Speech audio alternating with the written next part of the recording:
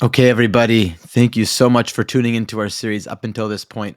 We are at the conclusion of what we've been working on for the last several weeks in order to help us understand what is a Jewish sign and how do we want to respond in this moment, in this time, in this place, to increasing our connection to our Jewish identity, to the essence of who we are.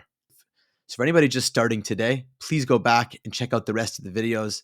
Of course, each individual episode has its own value to learn different ways to connect to Jewish identity. But I think it's really valuable to start from the beginning and finish it through. So let's jump in on our conclusion to this series. We did previously in a video a deep dive on what is a sign, the ut in the Torah. We know that an ut is a sign of protection, pride, courage, standing apart, building a deeper connection to Hashem, to the world around us. It's huge. It's something incredible, something amazing, something expansive. We learned that there are 3 mitzvot in the Torah that are actually called signs. And within those mitzvot, there are many other different mitzvot that are connected to it. And we spent a lot of time going through all those.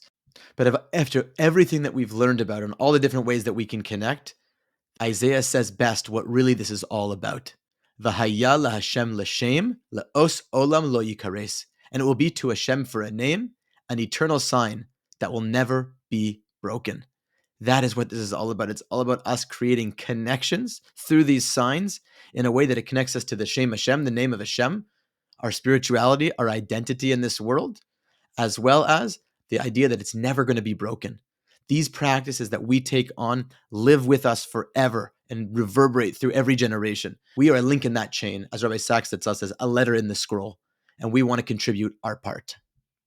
So in the spirit of unbreakability, we see that signs are really from another place, from another dimension. So let's start with Gideon. Gideon is one of the famous prophets and judges in the book, in the book of the Nevi'im, the prophets. And he's asking for, what's he really asking for? And this is what we're all really asking for. Im na matzasi chen be'inecha, v'asisa li os she'ata medaber imi. If I found grace, favor, chen in your eyes, please give me a sign that it is you who are speaking to me. That is really what we are asking for with these signs, a way to hear the voice of Hashem, to find his presence in this world. That's all of Torah, all of Judaism. But these signs are meant to be part of that activation and awakening. And from there, it's going to come to earth, like a ladder. It's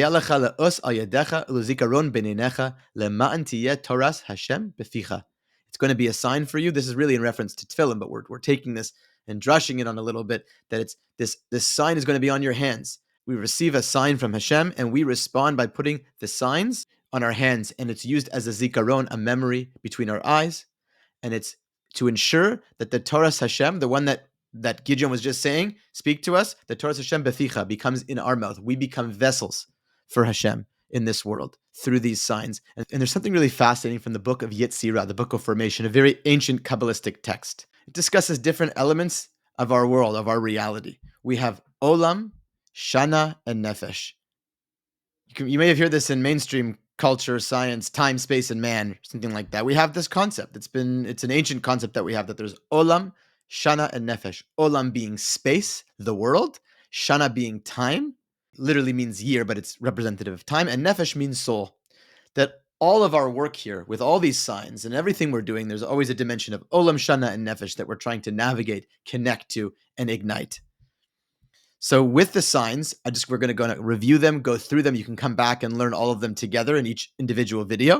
But we're going to just go through the signs and discuss where they're connected from the Olam, Shana, and Nefesh. So the first one is Brit Milah, as we put here, the Ot of Brit Milah.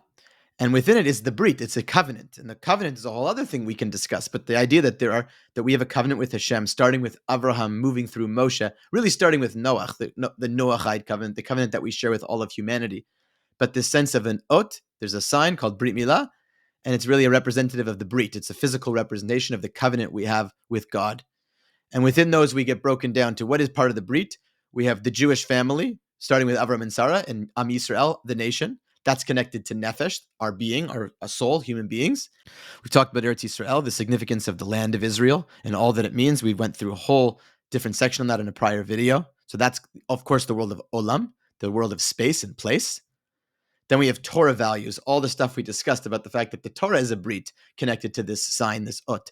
And Torah, this is interesting. I've heard Rav Moshe Weinberger discuss this, that Torah is that Nefesh, even though it's soul, it's the person, it's really also Torah, because Torah is that guidance for the person. So Shalom, so Nefesh is also Torah, our Torah values, our Torah learning, all the different ways that we can make Torah a part of our lives and see parts that we don't even think are connected to Torah sometimes. And also important with this is that we try to take as much of our lives as possible, the things that we love and are interested in, whether there's arts and hobbies, whether there's social justice issues, whatever it is, we want to connect those to our Jewish identity in the deepest way that we can and learn more about the Torah perspective on these to see that most of our lives, all of our lives are guided by Torah values, whether we know it or not. And it's great to connect it, to be conscious with the kavanah, the intention of the Torah being the value system that we really have.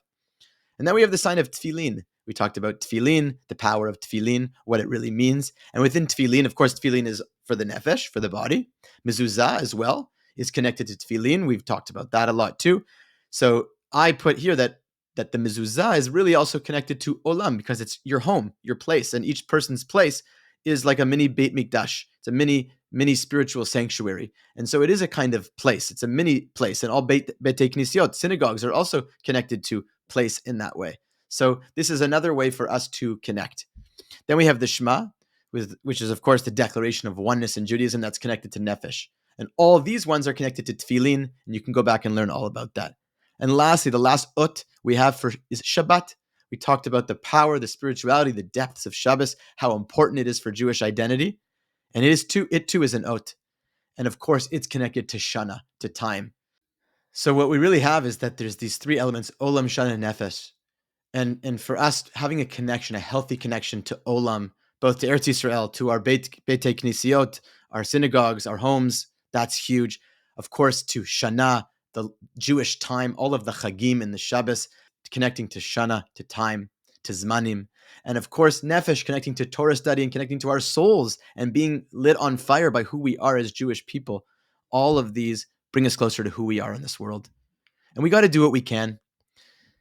Rabbi Tarfon famously says, Lo alecha malacha ligmor. It's not on you to finish all the malacha of this world, the work of this world. But lo ata ben chorin lebato mimena. You're not someone who's free to just desist from the work of this world. You're important, and you have to continue doing it. You can't do it all, but you're very important, and what you do matters in this world. And I think something beautiful, learning the halachas of Purim from Rav Eliezer Malamed, who is one of the great poskim, great law decisors in Israel. And he discusses in Jewish unity on Purim this idea, and this goes into the Zohar, but essentially that a Sefer Torah, shechasera mimenu ot achat, if a Sefer Torah is missing one letter, and it's so interesting that they put ot there for letter, one letter, if you're missing one letter, kulo pasel, the whole thing is pasel. If one letter is missing, everything's pasel. Similarly, if one of the 600,000 Jews who was at Har Sinai, we were all at Sinai, would have been missing, we couldn't receive the Torah. There's this incredible power that each of us individually matter. We matter to the Torah. We matter to this world. That the whole Torah is invalid if one letter is missing, if one ot is missing. We've got to be connected to these otot as much as we can. And even a little bit to get started. This is not like a halachic guidance. Of course, all of them are so important. But this idea that